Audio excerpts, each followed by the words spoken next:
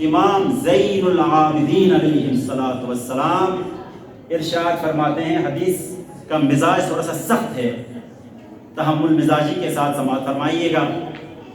فرماتے ہیں کہ ان الدین اللہ لا یصاب بالعقول الناقصہ، ان الدین اللہ لا یصاب بالعقول الناقصہ، بے شک بتحقیق دین خدا ناقص عقلوں کے ذریعے سے درک نہیں ہو سکتی ہے۔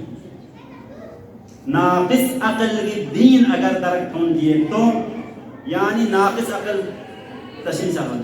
ناقص عقل کے ذریعے سے آپ دین خداوندی کو درک نہیں کر سکتے، پہلا جملہ۔ دوسرا جملہ والآراء الباطلہ، اور باطل آراء کے ذریعے سے بھی آپ دین کو درک نہیں کر سکتے۔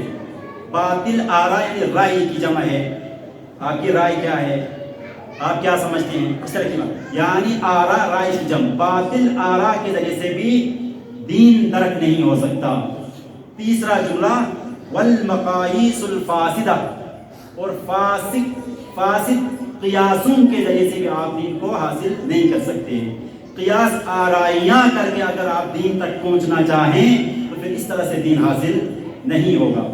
تو کیسے حاصل ہوگا دین؟ فرمایا ولا یصاب الا بالتسلیم، دین حاصل نہیں ہوگا مگر واحد اور فقط ایک راستہ ہے، وہ کیا ہے؟ التسلیم۔ پہنچ گئے؟ امام نے کیا فرمایا تھا؟ اصل الایمان التسلیم، حسن التسلیم لامر اللہ، ایمان کی بنیاد کیا ہے؟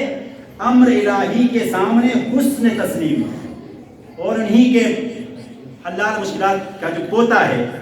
امام زین العابدین فرماتے ہیں کہ دین صرف اور صرف تسلیم کے ذریعے سے حاصل ہو سکتی ہے، نہ آپ کے ناقص عقلوں کے ذریعے سے آپ دین کو درک کر سکتے ہیں، نہ آپ کی باطل آراء کے ذریعے سے آپ دین تک پہنچ سکتے ہیں، نہ فاسد قیاس آرائیوں کے ذریعے سے آپ دین تک پہنچ سکتے ہیں۔ دین کا واحد راستہ تسلیم ہے، تسلیم۔ پھر آگے فرمایا فمن سلم لنا سلم، جو ہمیں تسلیم ہے وہ سالم ہے، اس کے لیے کوئی خطرہ نہیں ہے، اس کا دین محفوظ ہے جو ہمیں تسلیم ہے۔ اور پھر ومن اہتدی بنا ہدی، جس نے ہماری اتباع کی وہ ہدایت پائے گا، جس نے ہماری اتباع کی وہ ہدایت پائے گا۔ ومن دان بالقیاس والرأی ہلکا، اور جس نے دین کو سمجھنے کی کوشش کی اپنی رائے اور قیاس کے ذریعے سے تو وہ ہلاک ہو گیا، نابود ہو گیا۔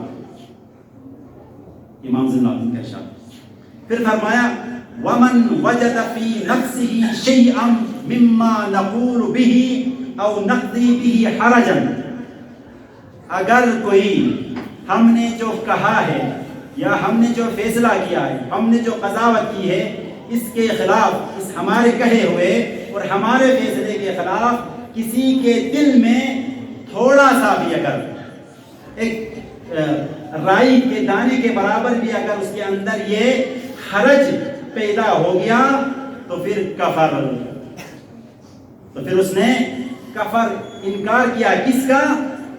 بالذی انزل السبع المثانی والقرآن العظیم، اس کا انکار کیا جس نے سبع مثانی اور قرآن عظیم کو نازل کیا ہے۔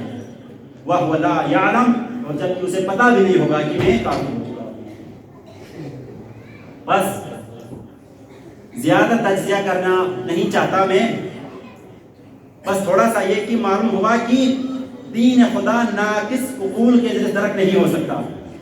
سوال یہ ہے کہ ہمارے عقول ہیں وہ ناقص ہیں یا کامل ہیں؟ ہماری عقلیں ناقص ہے یا کامل ہے؟ جس کی عقل کامل ہوگی وہ اس کو صحیح ڈائریکشن دے گی، سیدھے راستے پہ اس کو لگائے گی، صحیح ٹریک پہ اس کو چڑھائے گی۔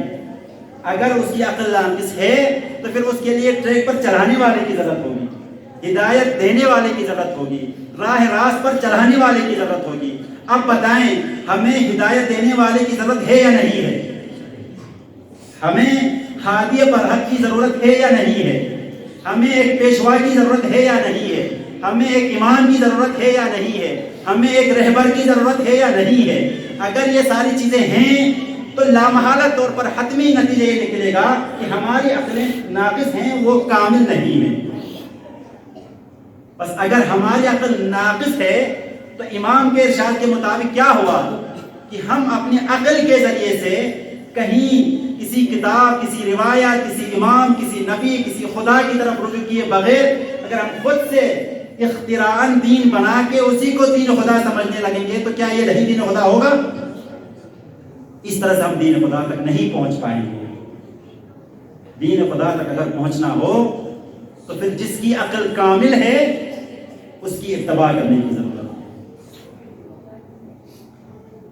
ہر ایک جملے کی اگر تشریح کیا جائے تو بہت لمبی، اس لیے میں سارے جملوں کو نہیں، بس باطل آراء اور قیاس سے بھی دین درک نہیں ہو سکتا۔